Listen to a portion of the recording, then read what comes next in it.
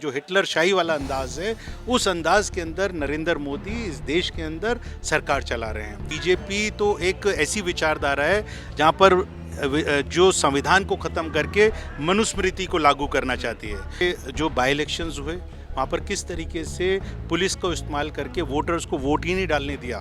जहाँ जहाँ उनको लगा कि यहाँ पर वो कमज़ोर हैं वहाँ पे वोटर्स को वोट नहीं डालने दिया, और जहाँ पर उनको लगा कि यहाँ पर हम हार सकते हैं वहाँ पर उन्होंने मशीरों के साथ में छेड़खानी की, ईवीएम के साथ में छेड़खानी की। नमस्कार, इस वक्त मैं मौजूद हूँ ऑल इंडिया कांग्रेस कमेटी के दिल्ली दफ्तर पर, हेडक्वार्टर पर, और मेरे साथ राजेश जी हैं। राजेश जी एससी डिपार्टमेंट को हेड करते हैं। कुछ सवाल हैं इनसे सर, कि पहले तो आज का जो मुद्दा है, आप एक बड़ा प्रदर्शन करने जा रहे हैं आज, लेकिन एक सवाल ये आता है कि जब कांग्रेस के बड़े नेताओं पे बात आती है तो कांग्रेस इतना बड़ा प्रदर्शन करती है, लेकिन जब जनता के लोकल मुद्दों की बात आती है, महंगाई, बेरोजगारी, इन सब पे बात आती है, और क्योंकि आप एससी डिपार्टमेंट हेड करते हैं तो लखनऊ में एक बड़ी घटना हुई थी, आपको याद होगा कि एक दलित युवा की खाट के नीचे बम लगा के उसको उड़ा दिया गया था। तो ऐसे मुद्दों पे कांग्रेस उतनी मुखरता से नहीं आती जितनी कि अपने नेताओं पे बात आने पर आती है। पहले तो मैं आपको बता दूं कि आज भारतीय जनता पार्टी ने जो सरकारी एजेंसीज़ को अपना कवच बनाकर उसको इस्तेमाल करके जो विपक्ष की आवाज़ को दबाने की कोशिश कर रही है, कांग्रेस पार्टी के नेताओं को की आवाज़ को दबाने की कोशिश कर रही है। ये जितने भी लोग हैं, कोई बहुत बड़ा या छोटा प्रदर्शन नहीं कर रहे। ये सब लोगों को जब पता चला कि उनकी नेता को ईडी के दफ्तर के अंदर बुला के अरेस्ट किया जा रहा है, प्रताड़ित किया जा रहा है, तो अपनी सॉलिडेरिटी दिखाने के लिए सब लोग इकट्ठा हुए हैं।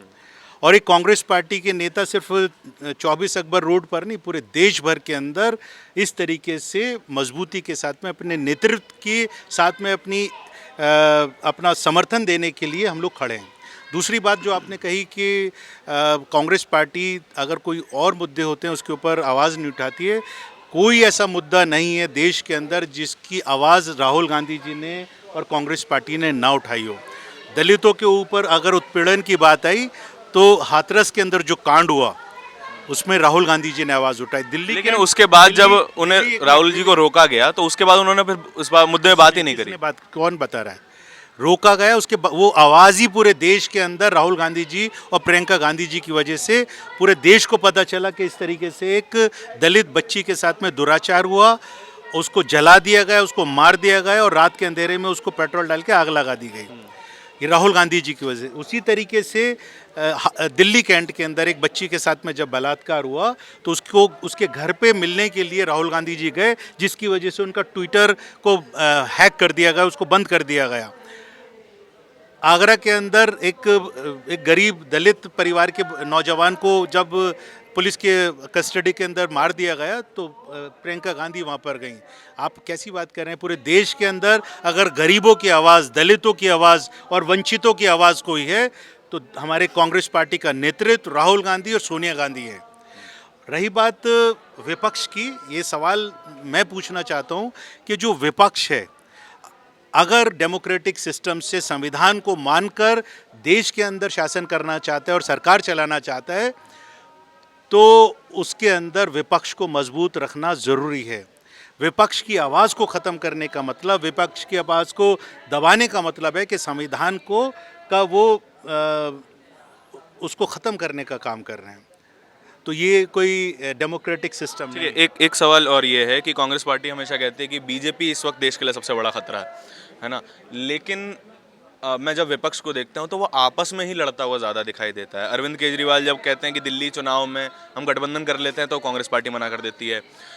अब जब बिजली के दामों में थोड़ी इजाफा होता है तो कांग्रेस पार्टी और आम आदमी पार्टी आमने सामने होती है, जबकि मतलब ऐसा लग रहा है कि बंदर बांट में बीजेपी नाम की बिल्ली बाजी मार रही है। नहीं, देखिए, सब राजनीतिक पार्टीज़ अलग अलग हैं, सबकी विचारधारा अलग अलग है, और सारी राजनीतिक पार्टीज़ के साथ में समझौता हो जाए ऐसा संभव नहीं है, क्योंकि हम लोग अपनी पॉलिटिक्स कर रहे हैं, वो लोग अपनी पॉलिटिक्स कर रहे हैं। We all have our own ideology. यानी कि बीजेपी को हराने से बड़ा भी एक गोल है। सवाल वो नहीं है, सवाल ये बीजेपी तो एक ऐसी विचारधारा है जहाँ पर जो संविधान को ख़त्म करके मनुस्मृति को लागू करना चाहती है।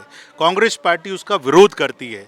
अब जिन जिन पार्टीज़ को ऐसा लगता है, लाइक माइंडेड पार्टीज़ एकजुट हो जाती हैं और ये गठबंधन जो चुनाव के लिए गठबंधन होते हैं, ये अलग पॉलिटिकल अगर मेजॉरिटी को मनुस्मृति में इंटरेस्ट है तो कांग्रेस पार्टी को क्या दिक्कत है उससे? आप बताइए ना, आप संविधान को मानने वाले हैं कि नहीं, सवाल नहीं, सवाल का जवाब सवाल नहीं होता। मैं ये बोल रहा हूँ, नौजवान है आप किसको फॉलो करना चाहते हैं, मनुस्मृति को या संविधान को? नहीं, देखिए मैं आपसे पूछ रहा हूँ, मैं कॉन्स्टिट्यूशनलिस्ट हूँ, ठीक है, मैं खत्म। तो मैं हर मैंने सवाल का टोन आपने नहीं समझा। एक मिनट सुनिए, सॉरी, हाँ दोबारा से पूछिए। सवाल का टोन ये था कि अगर बीजेपी को पिछले 2 टर्म्स में से जनता जताती हुई आ रही है और उनका आइडियोलॉजी भी जनता को पता है, तो यदि जनता को उससे कोई समस्या नहीं है तो कांग्रेस पार्टी को क्या समस्या है? चुनाव किस तरीके से जीत रही है ये आपको भी मालूम है। जिस तरीके से सरकारी तंत्र को इस्तेमाल करके, अभी आप देखिए कि जो बाई इलेक्शंस हुए वहाँ पर किस तरीके से पुलिस को इस्तेमाल करके वोटर्स को वोट ही नहीं डालने दिया।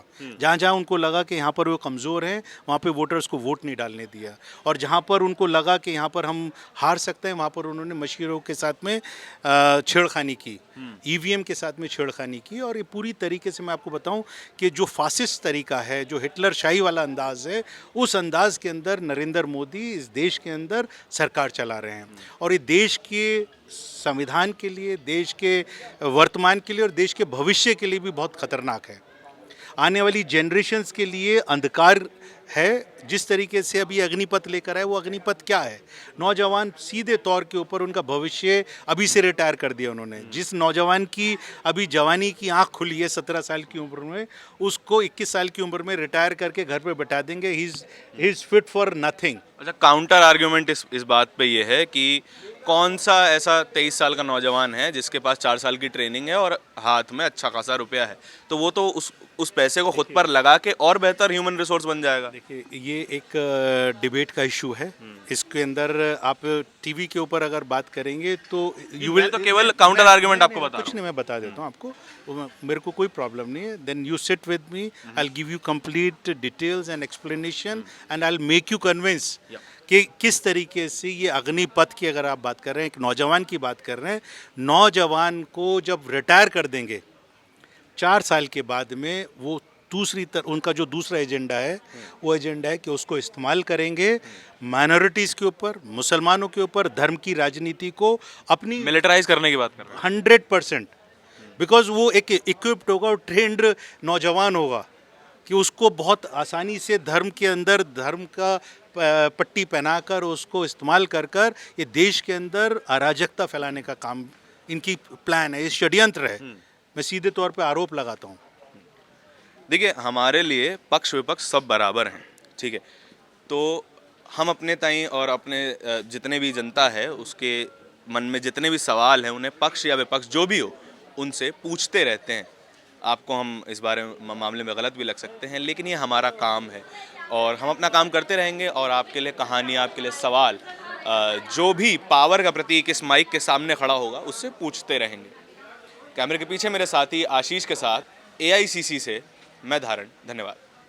नेशनल दस्तक की आपसे गुजारिश है कि अगर इसको बचाना चाहते हैं तो नेशनल दस्तक को सब्सक्राइब करने के लिए रेड कलर के सब्सक्राइब बटन को दबाएं, फिर बेल आइकन की घंटी दबाएं। नेशनल दस्तक को बचाने के लिए बहुत जरूरी है कि हर खबर को शेयर करें, लाइक करें, कमेंट जरूर करें।